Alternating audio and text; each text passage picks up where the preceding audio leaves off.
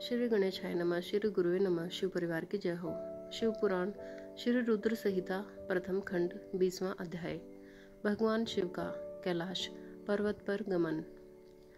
ब्रह्मा जी बोले, हे नारद मुनि, कुबेर के कैलाश पर्वत पर तप करने से वहां पर भगवान शिव का शुभ आगमन हुआ। कुबेर को वर देने वाले विश्वेश्वर शिव जब निधिपति होने का वर देकर अंतर्ध्यान हो गए, तब उनके मन में विचार आया कि मैं अपने रुद्र रूप में, जिसका जन्म ब्रह्मा जी के ललाट से हुआ है और जो सहारक है, कैलाश पर्वत पर निवास करूंगा। शिव की इच्छा से कैलाश जाने के इच्छुक रुद्रदेव ने बड़े जोर जोर से अपना डमरू बजाना शुरू कर दिया। वह ध्वनि उत्साह बढ़ाने वाली थी। डमरू की ध्वनि तीनों लोकों में गूंज रही थी। उस ध्वनि में सुनने वालों को अपने आसपास आने का आग्रह था। उस डमरू ध्वनि को सुनकर ब्रह्मा, विष्णु आदि सभी देवता, ऋषि मुनि, देव, वेद शास्त्रों को जानने वाले सिद्ध लोग बड़े उत्साहित होकर कैलाश पर्वत पर पहुंचे। भगवान शिव के सारे पार्षद और गणपाल जहाँ भी थे, वे कैलाश पर्वत पर पहुँचे।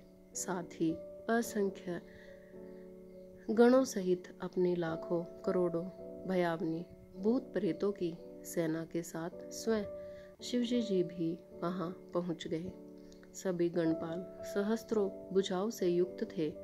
उनके मस्तक पर जटाएं थी। सभी चंद्रचूड़, नीलकंठ और त्रिलोचन थे।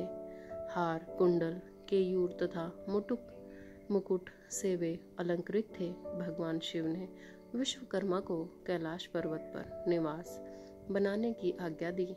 अपने व अपने भक्तों के रहने के लिए योग्य आवास तैयार करने का आदेश दिया।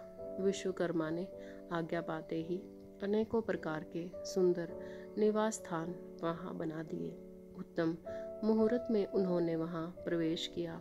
इस मधुर बेला पर सभी देवताओं, ऋषि मुनियों और सिद्धों सहित ब्रह्मा और विष्णु जी ने शिवजी जी व उमा का अभिषेक किया।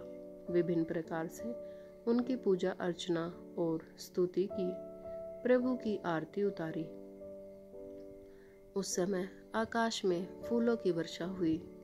इस समय चारों ओर भगवान शिव तथा देवी उमा की जय जयकार हो रही थी।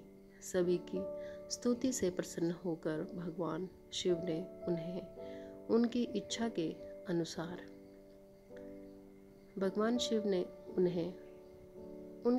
अनुसार वरदान दिया तथा उन्हें अभिष्ट और मनोवांछित वस्तुएं भेंट की।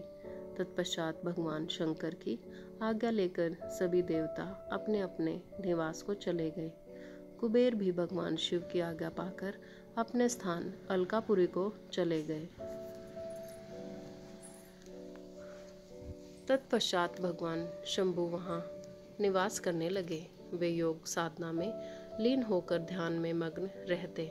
कुछ समय तक वहां अकेले निवास करने के बाद उन्होंने दक्ष कन्या देवी सती को पत्नी रूप में प्राप्त कर लिया। देवर्षि अब रुद्र भगवान देवी सती के साथ वहां सुखपूर्वक विहार करने लगे।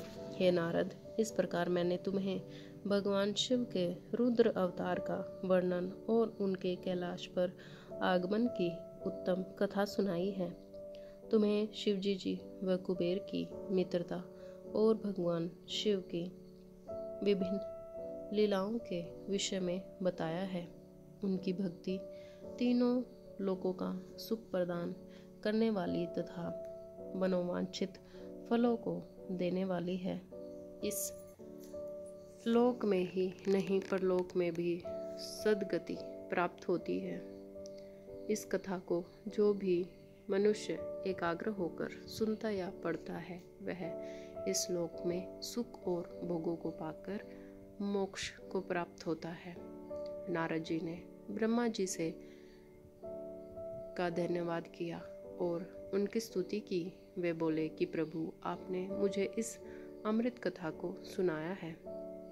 आप महाज्ञानी हैं, आप सभी की इच्छाओं को पूर्ण करते हैं। मैं आपका आभारी हूँ। शिव चरित्र जैसा श्रेष्ठ ज्ञान आपने मुझे दिया है। प्रभु, मैं आपको बारंबार नमन करता हूँ। श्री रुद्र संहिता प्रथम खंड संपन्न। ओम नमः शिवाय। नमः पार्वती पते। हर हर महादेव।